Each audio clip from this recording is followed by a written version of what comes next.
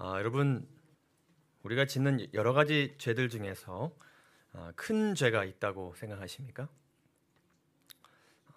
상대적인 의미에서 드리는 질문이겠죠? 다른 죄들보다 더 큰 죄, 엄중한 죄가 있을까 하는 것입니다.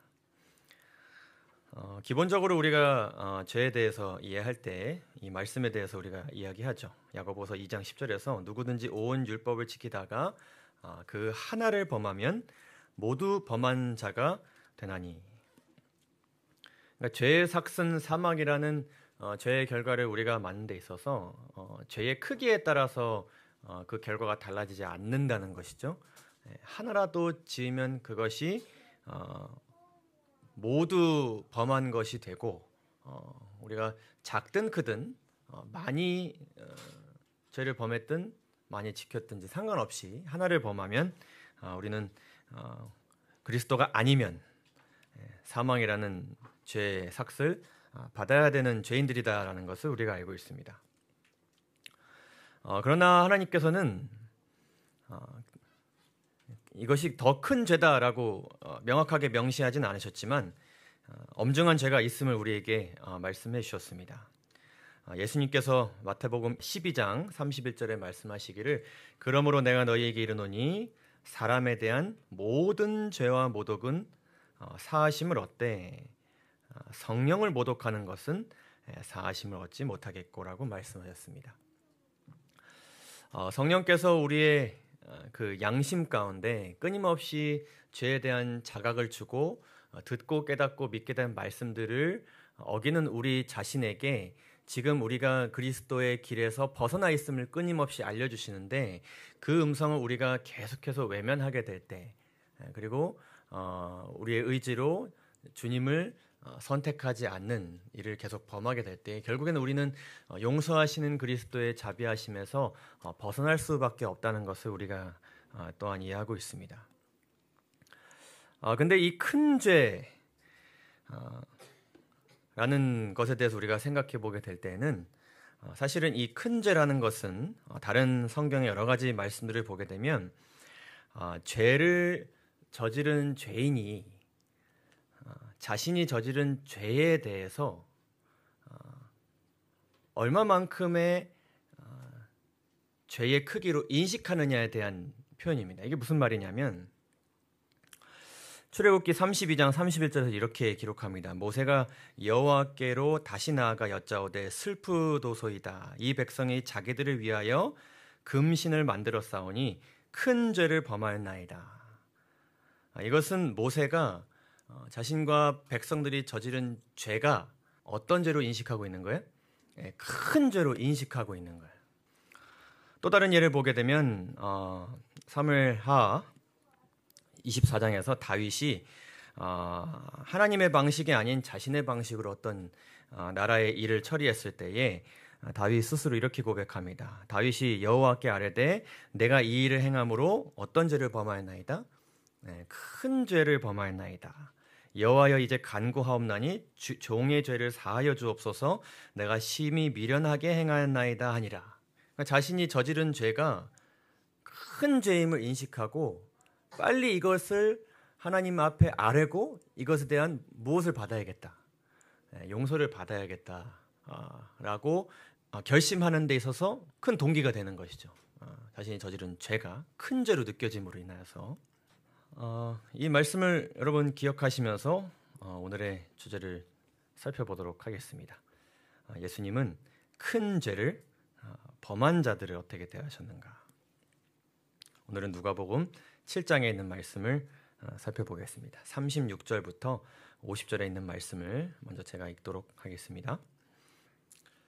한 바리새인이 예수께 자기와 함께 잡수시기를 청하니 이에 바리새인의 집에 들어가 앉으셨을 때에 그 동네에 죄를 지은 한 여자가 있어 예수께서 바리새인의 집에 앉아 계심을 알고 향유 담은 옥합을 가지고 와서 예수의 뒤로 그 발 곁에 서서 울며 눈물로 그 발을 적시고 자기 머리털로 닦고 그 발에 입 맞추고 향유를 부으니 예수를 청한 바리새인이 그것을 보고 마음에 이르되 이 사람이 만일 선지자라면 자기를 만지는 이 여자가 누구이며 어떠한 자 곧 죄인인 줄을 알았으리라 하거늘.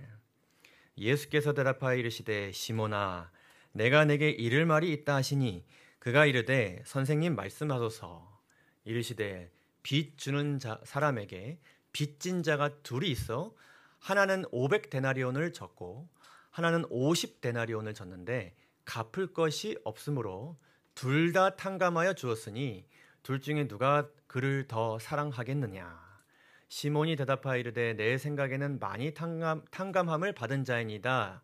이르시되 내 판단이 옳도다 하시고 그 여자를 돌아보시며 시몬에게 이르시되 이 여자를 보느냐. 내가 내 집에 들어올 때 너는 내게 발 씻을 물도 주지 아니하였으되 이 여자는 눈물로 내 발을 적시고 그 머리털로 닦았으며 너는 내게 입 맞추지 아니하였으되 그는 내가 들어올 때로부터 내 발에 입 맞추기를 그치지 아니하였으므로 너는 내 머리에 감람유도 붓지 아니하였으되 그는 향유를 내 발에 부었으니라. 이러므로 내가 내게 말하노니 그의 많은 죄가 사하여졌도다. 이는 그의 사랑함이 많음이라. 사함이 받는 일이 적은 자는 적게 사랑하느니라. 이에 여자에게 이르시되 내 죄의 사함을 받았느니라 하시니 함께 앉아있는 자들이 속으로 말하되 이는 누구이기에 죄도 사하는가 하더라. 예수께서 여자에게 이르시되 내 믿음이 너를 구원하였으니 평안히 가라 하시니라. 아멘. 잘 아시는 내용일 수도 있고 또 이 내용에 대해서 어느 정도 이렇게 공감이 되시는 부분들 있을 수 있고 뭔가 이입되는 정도가 사람마다 좀 다를 수 있어요. 이 이야기에 대해서 우리가 좀 더 이렇게 마음 깊이 공감하고 먼저 마음 깊이 이입되기 위해서는 이 이야기의 배경을 우리가 조금 알 필요가 있습니다. 오늘은 이제 누가복음 말씀을 살펴볼 텐데 사실 이 이야기는 사복음서에 모두 기록되어 있습니다. 근데 이 기록들을 보게 되면 조금씩 차이가 있고 어떤 이야기는 어떤 부분이 빠지기도 하고 어떤 이름이 등장하기도 하는데 여기는 이름이 없기도 하고 뭔가 같은 이야기 같으면서 또 다른 이야기 같은 그런 좀 각기 다른 이야기의 전개가 이루어지는데 각각 좀 살펴보면요. 마태복음 26장 기록을 보게 되면 베다니에 사는 문둥이 시몬의 집이다라고 나옵니다. 그리고 거기에는 이제 한 여자가 나온다고 하고요. 죄인이라고는 안 나오고 그냥 한 여자라고 등장합니다. 그리고 이 여자는 머리에 향유를 붓는다라고 기록하고 있고 그 모습에 대해서 제자들이 분을 낸다라고 기록하고 있어요. 마가복음 14장도 거의 같습니다. 베다니 문둥이 시몬의 집 한 여자 머리에 향유를 부었다. 근데 여기서는 제자들이 아니라 어떤 사람들이 분을 내었다라고 이렇게 기록합니다. 우리가 방금 살펴본 누가복음의 말씀에서는 이 시몬이 바리새인이라는 것을 우리가 알 수 있습니다. 시작할 때는 바리새인의 집이다라고 나오는데 뒤에 이제 시몬아라고 나오기 때문에 결국 이 인물은 같은 동일 인물인 것으로 우리가 알 수 있게 되죠. 그래서 방금 우리가 또 살펴본 것처럼 이 한 여자는 죄를 지은 여자로 이제 사람들에게 인식되고 있고요. 그리고 이 내용에서는 머리가 아니라 발에 향유를 붓는다. 그 다음에 특이하게 이 내용에서는 예수님을 초대한 바리새인 시몬이 분을 내긴 내는데 어디로 냅니까? 마음으로 분을 냅니다. 좀 다르죠? 요한복음 말씀을 보게 되면 여기는 베다니 곧 나사로가 있는 곳 나사로의 동네다 이렇게 나옵니다. 그리고 여기에 등장하는 여인은 나사로의 동생인 마리아라고 여기서는 이제 구체적인 이름이 나옵니다. 발에 향유를 붓고요. 그리고 분을 낸 제자는 누구인가 하면은 여기서 이제 가룟 유다라는 것을 요한복음 기록을 통해서 알게 됩니다. 자, 그런데 이 네 가지 내용들의 강조점이 조금 다릅니다. 분을 낸 내용도 좀 다르고 그에 대한 예수님의 말씀도 좀 달라요. 마태복음, 마가복음, 요한복음은 이야기의 전개가 이렇게 흘러갑니다. 제자들이 이제 비싼 값을 주어서 향유를 예수님의 발과 혹은 머리에 부은 그 여인의 행위에 대해서 비난하는 내용이 무엇인가 하면은 이 비싼 향유를 가지고 이렇게 쓰는 것은 무엇을 허비하는 것이다. 돈을 허비하는 것이다. 이 돈이면 누구를 도울 수 있었을 텐데, 가난한 자들을 도울 수 있었을 텐데. 그러니까 이 향유를 구매한 이 돈의 용도가 좀 더 선하고 좀 더 좋은 방향으로 사용될 수 있었을 텐데, 이 여자는 이것을 좀 잘못 사용하고 있다. 이런 비난을 그들이 했습니다. 근데 예수님께서 이에 대해서 뭐라고 말씀하셨냐면, 마태복음의 기록을 보면 너희가 어찌하여 이 여자를 괴롭게 하느냐. 그가 내게 좋은 일을 하였다. 그러니까 이 돈을 정말 가치 있는 데 사용하였다라고 이제 예수님께서 말씀하시면서, 가난한 자들은 항상 너희와 함께 있거니와 나는 항상 함께 있지 아니하리라. 그러니까 꼭 이 돈이 아니더라도 너희들이 가난한 사람들 늘 주변에 있으니까 너희가 그들이 가진 것으로 일상생활 속에서 늘 도울 수 있지 않느냐라는 말씀하시면서, 그러나 나를 위해서 이 돈을 사용하는 것은 그 기회가 많지 않음을, 어쩌면 마지막 기회도 일 수 있음을 이제 예수님께서 말씀하시면서, 여자가 내 몸에 이 향유를 부은 것은 내 무엇을 위한 것이다. 내 장례를 위한 것이다. 그러니까 곧 어떻게 되신다는 거예요? 죽으신다는 것이죠. 그러니까 그것에 대한 어떤 의미 있는 행위로서 예수님께서 이렇게 여자의 행위를, 가치 있는 행위로 이렇게 칭찬해 주신 것이죠. 이것은 일종의 어떤 기름 부음의 의미이기도 합니다. 어떤 왕의 길을 이제 예비하는 듯한 그런 의미도 담겨져 있어요.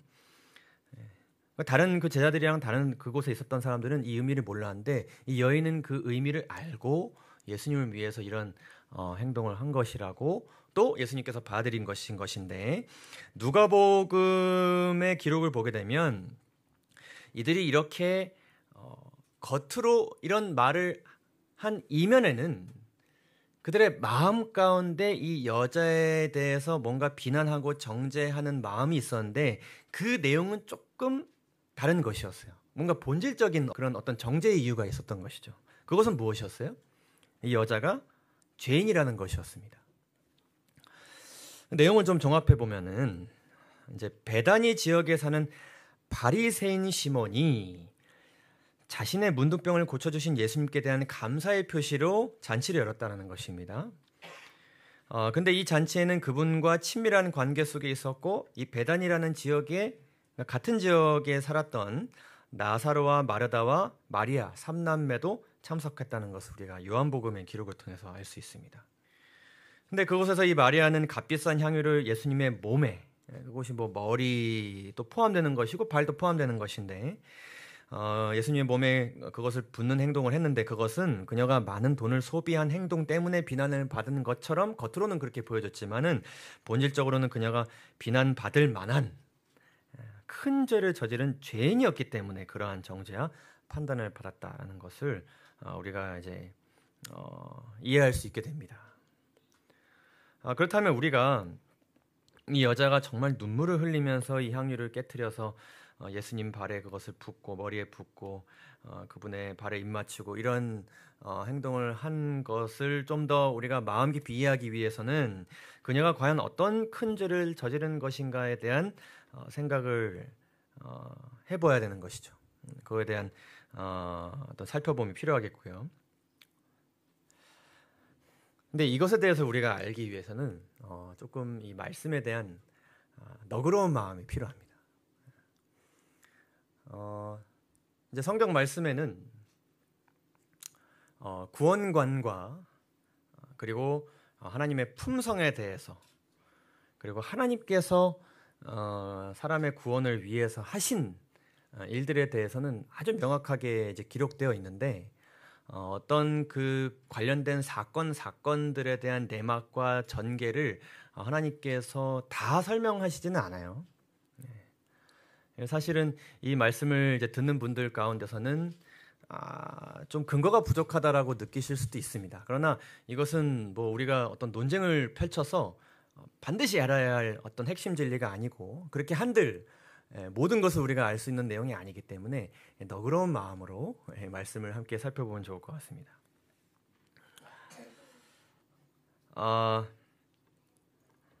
이 여인은 예수님께서 부활하신 그 아침에 예수님을 가장 먼저 찾아간 여인입니다. 누군지 아시나요? 이 여인도 마리아인데 무슨 마리아인지 혹시 아시나요? 막달라 마리아예요. 막달라 마리아. 안식일이 다 지나고 안식 후 첫날이 되려는 새벽에 막달라 마리아와 다른 마리아가 무덤을 보려고 갔다라고 이제 기록하는데 27장을 보게 되면은 그에 대한 힌트를 우리가 알 수 있습니다. 혹 이 다른 마리아가 우리가 지금 살펴본 그 베다니에 사는 마리아는 아닌가라는 생각을 할 수 있게 되는데 이 기록에서는 막달라 마리아와 또 야고보와 요셉의 어머니 마리아, 이건 또 다른 마리아예요. 우리가 이 베다니 마리아에 대해서 그러니까 나사로의 동생인 마리아, 마르다의 동생인 마리아가 누구인지를 우리가 알기 위해서는 사실 막달라 마리아에 대한 기록을 우리가 살펴보지 않을 수 없습니다. 예수님의 사역에 동참한 두 마리아가 있습니다. 예수님의 어머니이신 그 마리아를 제외하고요. 그 두 마리아는 우리가 방금 살펴본 베다니에 사는 마리아와 막달라에서 살았던 마리아, 이 두 마리아가 있습니다. 이 베다니 마리아는 누구입니까? 우리 방금 살펴본 것처럼 나사로와 마르다의 동생이자 나사로의 부활 장면을 목격한 마리아입니다. 그리고 큰 죄를 저지른 과거가 있는 그런 마리아죠. 막달라 마리아는 이제 막달라 지역에서 귀신에 들렸었으나 예수님께서 그녀를 해방시켜 주셨다라는 기록이 있습니다. 누가복음 8장 2절에 나옵니다. 그리고 그녀는 예수님의 십자가 가까운 곁에 있었고 부활하신 예수님을 가장 먼저 만난 사람으로 기록되어 있습니다. 뭐 기독교계뿐만 아니라 카톨릭교에서도 이 두 마리아가 동일 인물인가에 대한 논쟁이 오랫동안 있었습니다. 사실 이 성경에서는 막달라 마리아와 이 베다니 마리아가 동일 인물이라는 어떤 직접적인 증거는 없습니다. 그러나 그 증거가 없다고 할지라도 없기 때문에 그렇지 않다고 단정할 수는 우리가 없습니다. 그런 예들이 굉장히 많아요. 성경에는 특별히 이제 예수님의 제자들 중에 이 바돌로메라는 제자가 있는데 이 인물은 마테마가 누가복음에는 바돌로메라고 나와 있지만 요한복음에는 나다나엘이라고 나옵니다. 바돌로메인 나다나엘 혹은 나다나엘이라 이름한 바돌로메 이런 기록은 없어요. 그래서 이것에 대해서 특별한 어떤 신학계의 어떤 이견이 있지는 않습니다. 일반적으로 다 이 두 인물이 동일 인물로 여겨지고 있습니다. 두 이름이 다 빌립과 관련이 있고 여러 사건들의 기록들을 봤을 때 동일한 사건인데 이름만 다르게 이제 나오는 것을 보고 이 두 인물은 동일 인물이다. 그래서 나다나엘이 본래 이름이고 바돌로메는 이제 어떤 지명과 관련된 어떤 그 이름의 어떤 애칭 같은 그런 이름. 이런 경우들이 있기 때문에 이 베다니 마리아와 막달라 마리아는 동일 인물일 수도 있고 아닐 수도 있는 것입니다. 유대인 전생에 의하면 이 두 인물은 동일 인물이라고도 합니다. 그러나 여전한 논쟁이 있어요. 제가 이제 이 관련된 설교들과 글들을 찾아보니까 절대 아니다라는 글들도 많고 가는 동일 인물일 가능성이 높다라는 기록도 굉장히 많습니다. 이 논쟁에 여러 가지 이유들이 있겠지만 특별히 이 막달라 지역과 베다니 지역 간의 거리가 굉장히 멀기 때문에 그럴 수가 없다라는 주장들을 많이 하더라고요.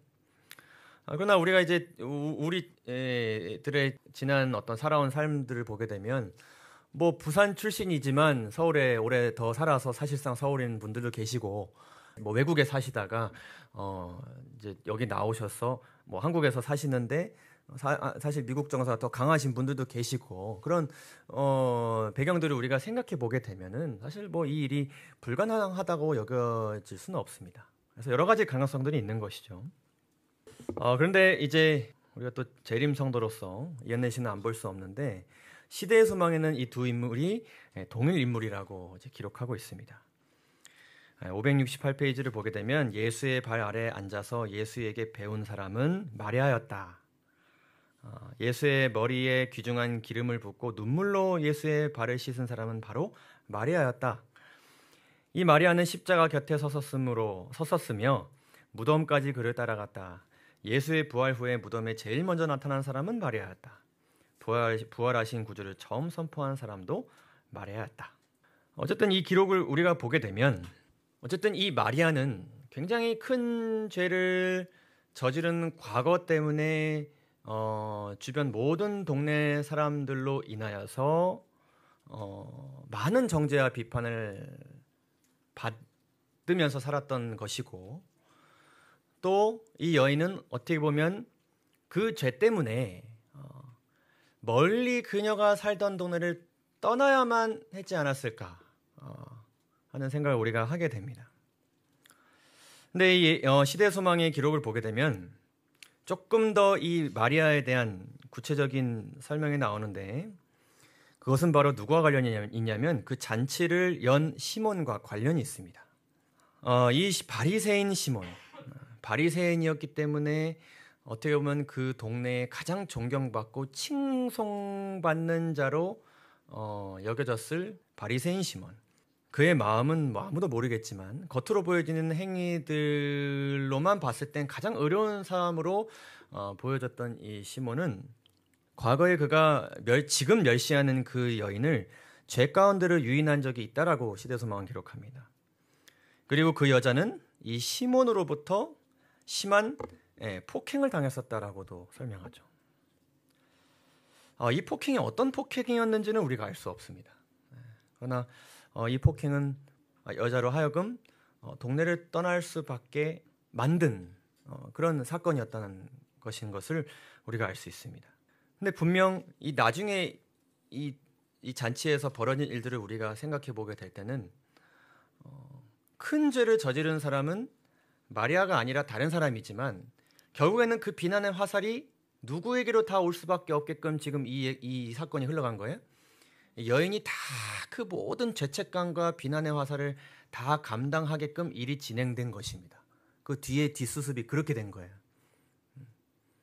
근데 바리새인 시몬은 여전히 바리새인으로서의 존경을 받고 살아가고 있다는 것을 보았을 때에 이 여자가 얼마나 큰 함정과 또한 누명을 경험하게 되었는가. 이 책을 보게 되면 이 저자가 사실은 10년 전에 돌아가신 이 재림교회 유명한 신학자이신데, 그분은 이 내용에서 조금 더 이런 가능성도 있지 않을까라고 이야기합니다. 원문 사전을 보게 되면 이 막달라 성읍이라는 것은 굉장히 도덕적으로 부패하기로 유명했다고 하는데, 어쨌든 이 마리아가 이러한 괴로운 일로 인해서 막달라라는 성읍으로 본의 아니게 이렇게 멀리 쫓겨가게 됐는데, 그곳에서의 삶도 녹록치 않았을 것이라는 것이죠. 어느 날 막달라의 거리를 헤매며 일자리를 찾고 있던 배고픈 마리아는 쉽게 돈 벌 수 있는 유혹에 굴복하게 되었을 수 있다. 이상하게도 그녀는 어느 정도의 상황을 수용하게 되었고, 상황은 수용하게 되었지만 그녀의 죄책감의 짐은 더욱더 무거워져 갔다. 그러니까 자신이 큰 죄가 무엇인지는 알고 있었지만 상황 자체가 그녀로 하여금 계속해서 더 큰 죄로 이렇게 몰아가는데, 어찌 할 수 없는 현실 때문에 그 상황에 휩쓸려 가지만 마음속엔 계속 뭐가 지금 자라나고 있는 거예요? 죄책감이 자라나고 있는 것이죠. 왜냐하면 하나님을 믿는 성도였기 때문에. 그러다 결국 더 큰 함정에 그녀가 빠지게 되었다. 그 함정은 우리가 이제 예수님께서 죄 있는 자가 돌을 치리라 라고 말씀하신 그 내용과도 연결되지 않을까. 그 이야기에 나오는 여인이 이 여인이지 않을까라는 가능성을 내비칩니다. 많은 교회가 또 이렇게 해석하기도 하고요. 또 이에 대한 더 반론도 있지만, 어쨌든 중요한 것은요, 이 여인들이 모두 각기 다른 인물들일지라도 여인으로서 그 정도의 정죄를 공개적으로 받았다는 것은 분명 많은 사람들이 알게 된 큰 죄를 저지르는 과거가 있었다고 볼 수 있습니다. 충분히 가능성이 있는 이야기죠. 만약에 이 여인들이 동일한 인물이라면 이 여인이 주님 발 앞에 무릎 꿇어 엎드려 향유를 깨트리고 울면서 울부짖으면서 그분의 발을 닦는 그 장면이 우리에게는 좀 더 뭔가 이입되게 하는 그런 장면으로 느껴지죠. 얼마나 그 과거가 참으로 힘들고 또 그 죄책감이 여전히 그녀의 마음을 괴롭히고 있고, 여전히 주님의 자비하심 아니면 한순간도 견딜 수 없는 그 괴로운 시간, 그녀는 얼마나 힘들게 그 시간을 버텨냈고 또 지금도 버텨내고 있을까라는 생각을 우리가 하게 됩니다. 시간이 지날수록 더 큰 죄의 함정과 죄책감의 그늘에 빠진 여인입니다. 그러나 그녀의 이야기를 우리가 계속해서 살펴보게 되면 그녀가 그렇게 죄책감으로 인해 쓰러진 그때마다 그녀의 발 앞에는 늘 그녀의 심령을 치유하기 위해 다가오신 주님이 있으셨다는 것입니다. 그분 덕분에 그녀는 떠나간 그곳에서 고향으로 돌아오기로 결심할 수 있었고, 돌아왔지만 아직도 해결되지 않은 그 사람들의 시선과 정죄를 그분의 자비하심과 사랑에 의지하여서 살아갈 수 있었다는 것을 우리가 알게 됩니다. 어쩌면 탕자처럼 돌아온 이 마리아, 그녀는 그러한 삶을 살아왔기 때문에 그녀는 결코 주님 곁을 떠날 수 없었던 것입니다. 마르다는 중요한 일을 하고 있었습니다. 귀한 손님 찾아오셨고 그분을 위해서 음식을 준비해야 됐고, 그녀의 동생인 마리아가 그것을 돕는 것이 당연해 보였지만 그녀는 그 짧은 순간 잠시 주방으로 들어갈 수 있는 그 찰나의 시간조차도 주님과 잠깐의 거리를 두는 것을 그녀는 허락하지 않았습니다. 주님께서 마르다에게 이렇게 말씀하셨습니다. 마르다야, 마르다야, 내가 많은 일로 염려하고 근심하나 몇 가지만 하든지 혹 한 가지만이라도 족하니라. 마리아는 이 좋은 편을 택하였으니 빼앗기지 아니하리라. 이러한 마음을 가지고 자신의 과거를 그렇게 만든 원수와 같은 그 사람이 그 잔치에 여인이 나온 것입니다. 다시 한번 이 내용을 한번 읽어보겠습니다. 여러분, 느낌이 많이 다르실 것이라 생각이 듭니다. 한 바리새인이 예수께 자기와 함께 잡수시기를 청하니, 이에 바리새인의 집에 들어가 앉으셨을 때 그 동네에 죄를 지은 한 여자가 있어 예수께서 바리새인의 집에 앉아 계심을 알고 향유 담은 옥합을 가지고 와서 예수의 뒤로 그 발 곁에 서서 울며 눈물로 그 발을 적시고 자기 머리털로 닦고 그 발에 입 맞추고 향유를 부으니, 예수를 청한 바리새인이 그것을 보고 마음에 이르되 이 사람이 만일 선지자라면 자기를 만지는 이 여자가 누구며 어떠한 자 곧 죄인인 줄을 알았으리라 하거늘. 이 큰 죄에 대한 두 가지 마음, 이 다른 마음이 존재한다는 것을 우리가 보게 됩니다. 이 시몬은 큰 죄를 저지른 자신의 죄는 잊었고 타인의 죄를 큰 죄로 여기고 있었습니다. 그렇다면 이 마리아는 그 억울한 마음, 세월을 그렇게 헛되게 보낸 것에 대한 억울함, 그리고 자신이 오히려 그 사람을 정죄하기에 합당한 이유를 가지고 있음에도 불구하고 그녀는 자신의 죄를 큰 죄로 여기고 있었습니다. 이러한 두 가지 마음이 존재하는 이 상황 가운데 예수님께서 시몬에게 이 이야기를 하신 것이었습니다. 시몬아, 내게 이를 말이 있다. 빚 주는 사람에게 빚진 자 둘이 있는데 하나는 500데나리온 졌고 하나는 50데나리온을 진 또 한 명이 있다. 데나리온이라는 것은 당시 노동자의 하루 품삯을 이야기합니다. 50데나리온은 한 달 반을 일해야 이제 벌을 수 있는 돈이고, 500데나리온은 정말 아무 돈도 쓰지 않고 1년 반을 그냥 모으기만 했을 때 모을 수 있는 돈입니다. 근데 이 두 사람이 다 뭐 할 능력이 있어요, 없어요? 갚을 능력이 없어요. 그래서 이 돈을 빌려준 사람이 둘 다 탕감해 주었습니다. 근데 이 탕감받는 이 두 사람의 마음 가운데 이 두 마음이 그 돈을 탕감해 준 사람에 대한 그 마음의 크기가 다를 것이라는 것이죠. 예수님이 이렇게 질문합니다. 둘 중에 누가 그를 더 사랑하겠느냐? 돈을 빌려준 사람에 대한 마음이 누가 더 크겠느냐 하는 것입니다. 누가 더 클까요? 시몬이 대답하여 이르기를 많이 탕감함을 받은 자이니다. 예수님께서 이렇게 말씀하십니다. 내가 내게 말하노니 그의 많은 죄가 사하여졌도다. 이 여인의 죄가요. 그녀가 큰 죄도 저질렀지만 그런 죄를 많이 저질렀는데 많이 저질렀기 때문에 많이 사하여진 것입니다. 이는 그의 사랑함이 많음이라.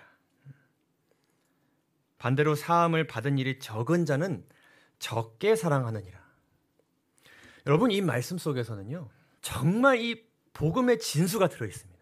사람이 어떻게 복음을 받아들이게 되고 그 받아들인 복음을 통해 사람이 어떻게 변화되는지에 대해서 예수님께서 아주 간략하게 이 비유를 통해서 아주 명쾌하게 말씀하신 것입니다.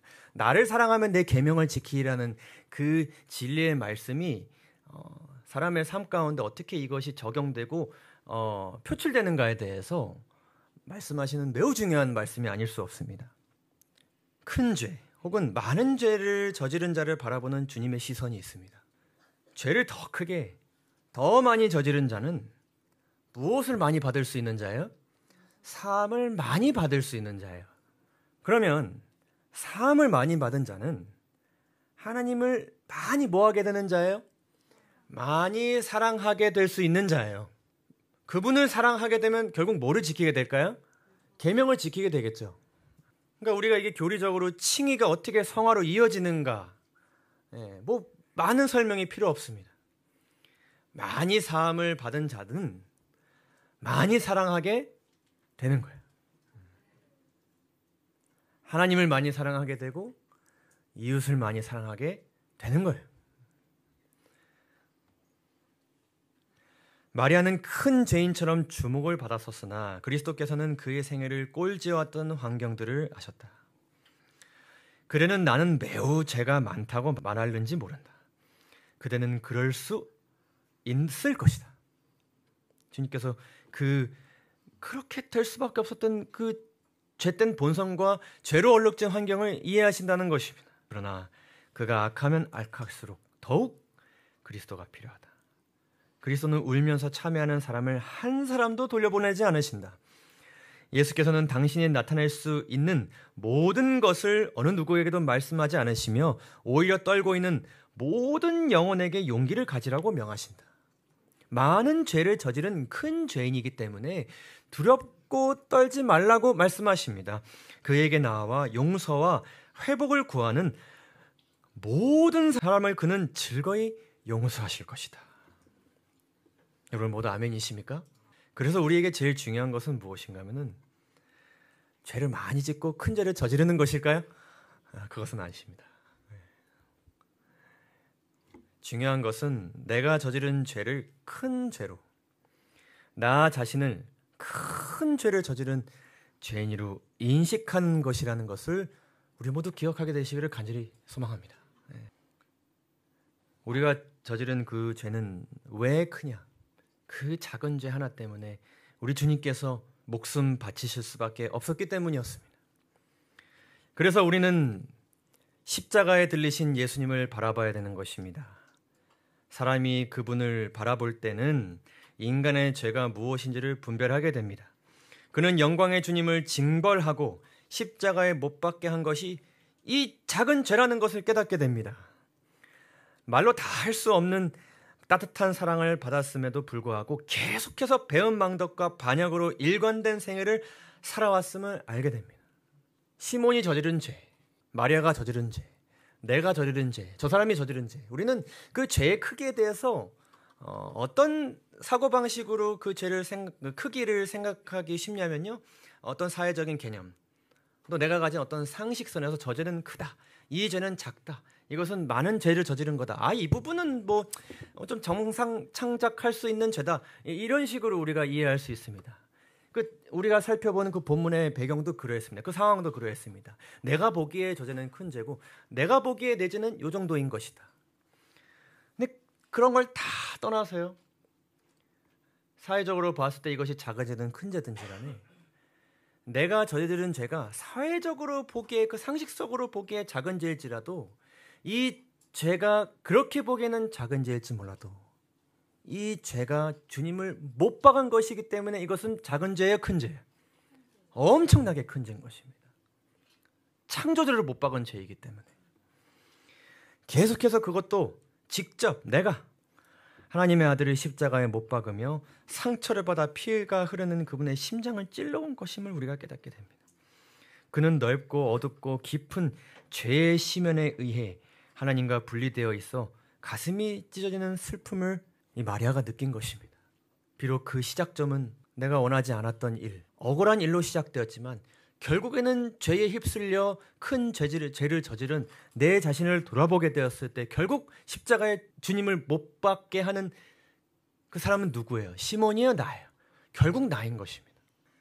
그러한 슬픔을 가지고 사실은 이 여인이 더 능력이 되었다면 더 값진 것을 준비했겠죠. 그러나 그녀가 준비할 수는 최대치의 것을 그녀가 준비해서 눈물로 회개하면서 그분의 발 앞에 그녀의 죄를 고백하였습니다. 그때 예수님께서는 그녀에게 다른 질문하지 않으셨습니다. 정말 그러하냐고 묻지 않으셨습니다. 그분의 죄 사함은 이미 이루어졌습니다. 받았느니라 하시니라. 우주의 통치자께서 내리실 수 있는 칭의의 선고가 다 분명하게 이 여인에게 내려진 것입니다. 구원은 확보된 것이 된 것입니다. 그리고 그녀에게 이야기하십니다. 너 죄사함 받았으니 평안히 가라. 사랑하는 진리의 불교의 성도 여러분, 이것이 복음의 결과입니다. 회개의 결과요. 죄를 저지른 우리의 발 앞에 늘 이렇게 다가오셔서 손을 내미시는 우리 주님의 은혜의 결과입니다. 우리 모두 이것을 매일매일 경험하고 살아가고 싶으십니까? 이러한 주님의 은혜를 경험한, 용서받음을 경험한 마리아는 그분의 발 앞을 떠나지 않았습니다. 그분께서 그러하셨던 것처럼요. 마리아는 예수님을 볼 때마다 그분의 발 앞에 엎드렸습니다. 나는 그분 앞에 무릎 꿇는 것도 앉아있는 것도 부끄러운 죄인이에요. 그래서 그녀는 늘 주님의 눈이 아니라 어깨가 아니라 손이 아니라 항상 발을 향해 달려갔습니다. 그리고 더러운 것들로 얼룩진 그분의 발을 씻기는데 그녀는 주저하지 않았습니다. 그녀는 늘 그분의 발 앞에서 그분의 말씀을 듣고자 했습니다. 떠나지 않았습니다. 잠시 자신의 해야 할 일조차 잊을 만큼 그녀는 그분의 발 앞을 떠나지 않았습니다. 그리고 그분의 사랑하는 모든 제자들이 그분을 배반하고 떠났던 그 순간 그녀는 그분의 발 앞을 떠나지 않았습니다. 그리고 그녀는 예수님을 가장 먼저 찾아갔습니다. 그리고 시대소망의 기록을 보게 되면 마리아는 마치 그분의 발을 안을 듯이 예수님에게 달려갔다라고 기록합니다. 그렇게 살아온 마리아, 그녀는 부활한 주님을 최초로 증거하는 아름다운 주의 사랑하는 제자가 되었습니다. 막달라 마리아가 가서 제자들에게 내가 주를 보았다 하고 전하지 않을 수 없었던 그녀의 모습을 우리가 보면서 다시 한번 우리 마음 가운데 십자가를 늘 바라보겠다는 결심이 있게 되기를 간절히 소망합니다. 그리스도 예수 안에 있는 속량으로 말미암아 하나님의 은혜로 값없이 의롭다 하심을 얻은 자 되었다. 여러분 모두 믿으시길 바랍니다. 확신 가운데 있게 되시기를 바랍니다. 전심으로 회개할 때에 그리스도의 의를 통하여서 우리는 용서받은 사람으로, 그리고 전혀 죄를 지은 적이 없는 사람처럼 하나님 앞에 서게 될 것입니다. 하나님께서 우리를 그렇게 여겨주실 것입니다. 그러나 사단이 우리에게 계속해서 시험할 것입니다. 그대가 죄를 지었으므로, 많은 죄를 지었으므로, 큰 죄를 저질렀으므로 주님이 당신을 은총으로 돌보시지 않는다고 계속해서 우리에게 이야기할 것입니다. 너 그 정도 죄 저질렀기 때문에 하나님은 너를 이제는 봐주지 않으실 거야. 그분의 자비하심 안에 너는 없어라고 끊임없이 우리한테 이야기할 수 있습니다. 우리가 교회를 더 오래 다니고 그분의 십자가의 은혜를 더 많이 경험할수록 그분을 실망시켰다는 것 때문에 우리의 죄책감은 더욱더 클 수 있습니다. 그러나 여러분 이렇게 마음으로 주장하시기 바랍니다. 다 함께 읽고 오늘의 말씀을 마치도록 하겠습니다. 다 함께 읽으시겠습니다. 예수께서 시작. 예수님께서 나를 위해 그의 생명을 주셨다. 그분은 나로 하여금 유혹을 저항할 수 있도록 하시려고 잔인한 죽음을 당하셨다. 비록 내가 불완전하더라도 나를 사랑하고 계심을 안다. 나는 그의 사랑 안에 거한다. 하나님께서 나 대신에 예수님의 완전하심을 받으셨다. 그는 나의 의시며 그분은 그분의 공로를 신뢰한다고 말하라. 오늘 말씀을 마치도록 하겠습니다. 감사합니다.